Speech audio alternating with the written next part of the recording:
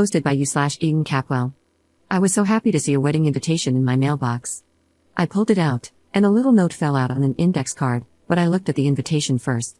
It was truly beautiful, and I immediately stuck it to my fridge like the work of art it was. It was addressed to my husband and me, and I was beyond stoked. I love weddings. I tend to get teary-eyed and smile until my face hurts at the joy of new beginnings and all the love. I was even a wedding singer, that's how much I love them. I picked up the note card and read it. While my husband was invited, I would be in another room helping to babysit all the children there with several other female invitees. There's a special room for children at the church, and that's where I'd be for everything.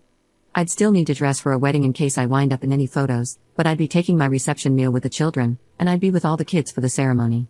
Then there was a link for their gift registry. Oh, and the meals for my husband and me would be $100 each, and we have a link to pay it when we digitally RSVP. The first problem here is that I am disabled at 50 years old, legally.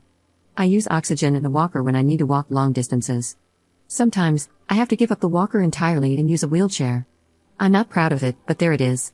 I could happily sit in a room and look at kids, but I'd be pretty useless to prevent a fall or stop a child from choking or anything else that would require me to move quickly. Second, my husband isn't the one who has been friends with these people since childhood. I am, so why would he be invited to watch the ceremony and be part of the reception, but not me? My husband said he'd happily watch the kids and let me attend the wedding and reception, but the invitation specified that only other female invitees would be watching the kids, so I doubt they'd let him. Is this a normal thing at weddings now? Do you pick guests to babysit other guests' children? Should I call them up and explain my health situation, even though they already know it and visit me during my multiple hospitalizations a year? I hate having to pull the health card, but honestly, what were they thinking? I confess that I feel offended and hurt that I'm nothing more than a babysitter to them who is expected to pay for my supper and babysit for free. Would I be wrong to simply tell them we won't be able to attend and to find another sitter? And if we don't go, do we still send a gift? Edit. I know these folks because my mom, rest in peace, and the bride's grandma were besties. So, I grew up with the bride's mom as an almost sister to me. We went to school together, graduated together, worked at the same place twice, and have been super close since. The bride is like a goddaughter, or at least I thought she was. I'm gobsmacked here. The church where they are getting married is a Southern Baptist church. They aren't members, and none of us are overly religious. They just liked the venue and booked it. I've never been inside, but it's lovely on the outside, and apparently, it has a childcare room that is big enough for a bunch of women and kids to comfortably stay in for a wedding and reception. We're all American. The groom's family is related to my family via marriage, and the bride and groom met at my house at a cookout a few years ago. I've always been way closer to the bride's family though. I knew that there had been a proposal.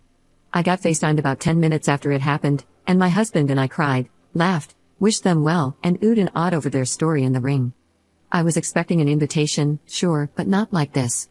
The last time I had lunch with the bride's mom, she told me they're inviting around 200 people, so it'll be a large wedding with, I'm assuming, a ton of children. No, I don't hate kids. I love kids. I would have loved to have kids of my own, but my body just wouldn't do it. It took 2 miscarriages and a stillbirth to finally make me accept that it wouldn't happen for us. We are in the process of adult adopting 2 young adults that we brought into our home when we found out they were kicked out and homeless at 18. They've lived with us for years and we're making it legal. They call us mom and pop, and we're a family. I'm still considering my options. I've started and deleted multiple emails to the bride's mom. I'm a raw nerve right now, and my tone isn't the kindest.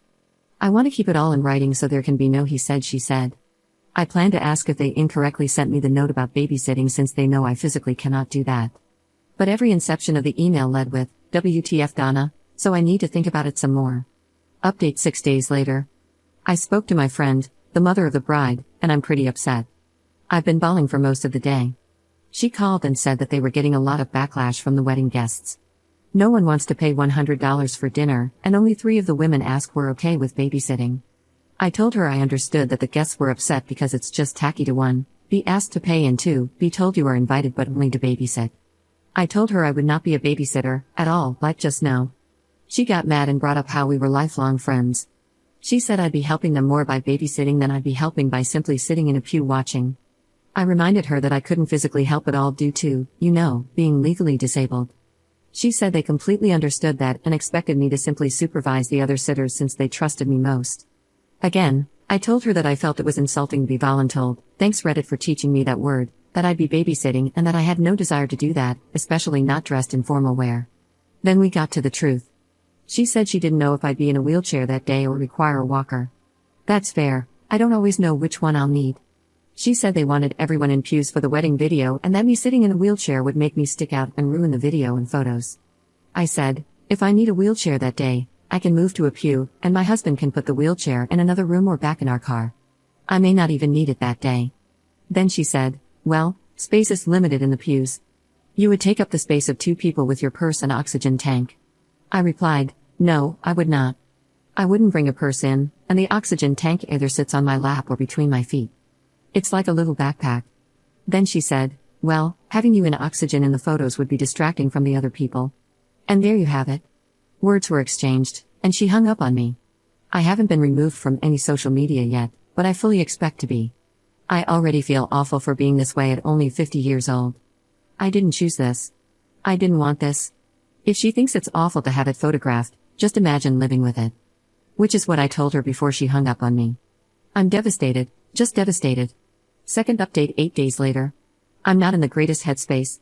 I don't think I've ever been less okay, honestly.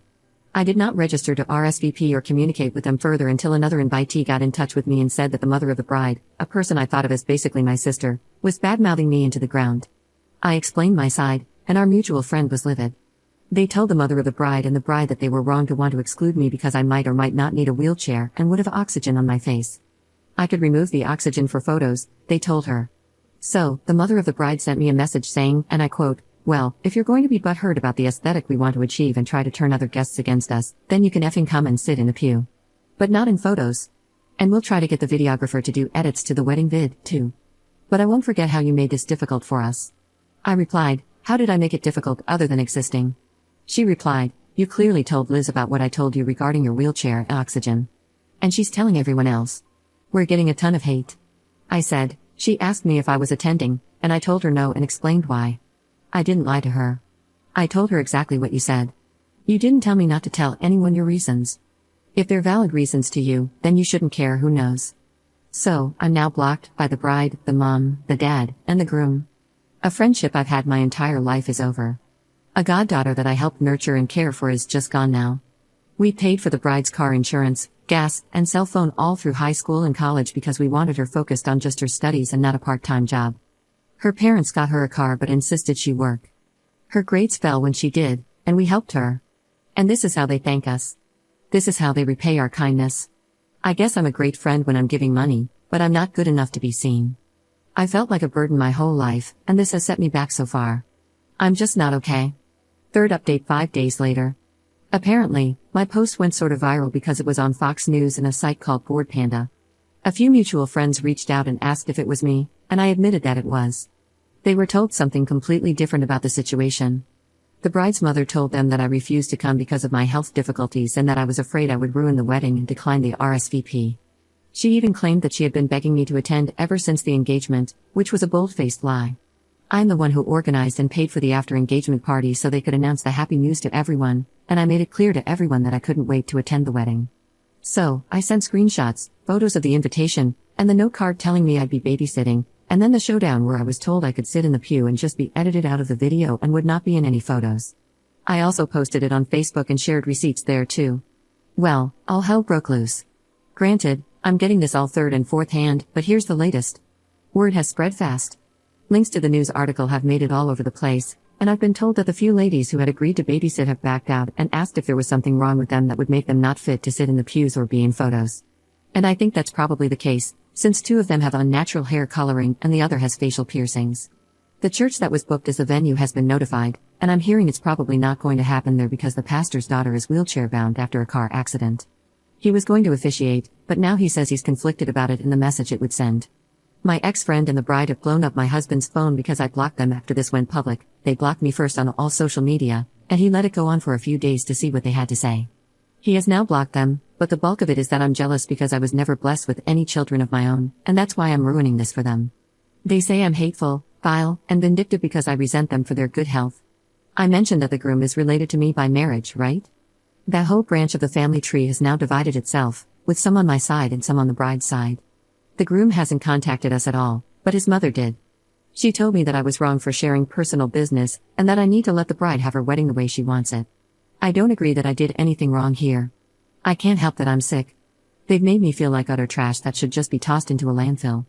I hurt. I literally ached because of this.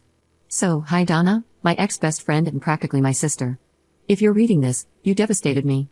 I'm not okay. I don't know if I'll ever be okay again. I invested time and money into both you and your daughter. I gave you both a home when your marriage was messed up and never charged you rent or asked for help with groceries or utilities. For over a year, you lived in our home, and we paid your way, so you were wrong to treat me this way. My oxygen mask and possible need for a wheelchair should be the last thing on either of your minds, because what matters most is that, despite feeling as bad as I normally do, I was still going to put on my best dress, make myself look presentable, plan to smile on my face through my pain, and show up for you like I always have. But I never, ever will again. If people noticed me in your photos at all, it would have been because I had the biggest and most proud smile of anyone there, and they'd see the love I had for you radiating from the image.